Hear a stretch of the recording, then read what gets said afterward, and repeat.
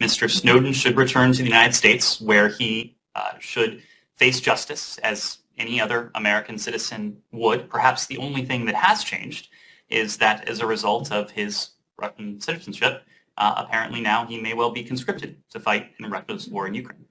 Well, actually, let me tell you what will happen. He's going to be drafted, and then he's going to go to Ukraine, where he's going to face against NATO operatives who will capture him and then take him to the United States and trial him for treason. Yay! I mean, look, if you're going to hypothesize, I mean, do it properly. If you're going to write a proper Dungeons and Dragons story, you need to get a professional dungeon meister like myself. But yeah, Edward Snowden.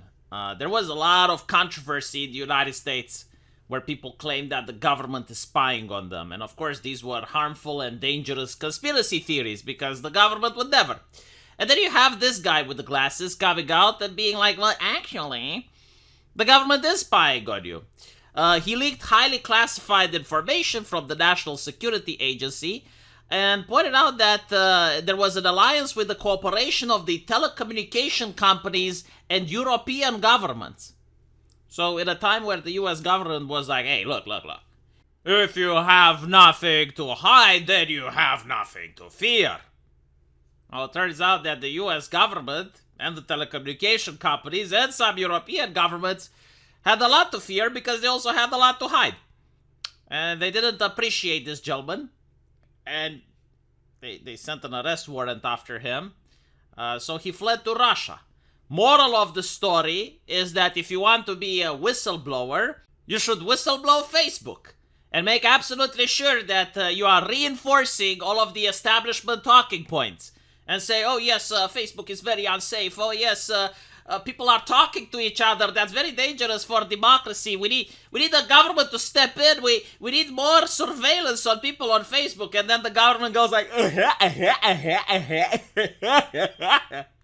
and then the whistleblower gets treated very well. You don't have to run to Russia. You can publish your own book. People can raise money for you. That's how you whistleblow like a boss. But when you're whistleblowing the NSA, well, I guess Siberia welcomes you, Tovarish. Now, obviously, he's not going to get enrolled in the military, or in the unlikely event that it happens, he's going to not see combat at all.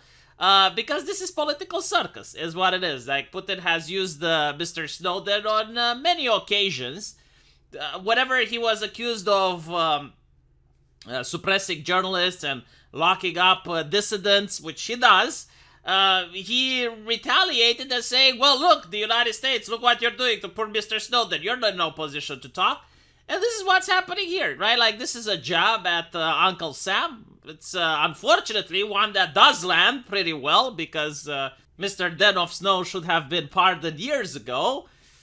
But because he wasn't, I assumed that Uncle Sam wants to make an example of him to keep other people in line, assuming they have more to hide now than they did before. So they're like, look, I understand your conscience might tell you to speak out, but no, unless you want to be in Siberia.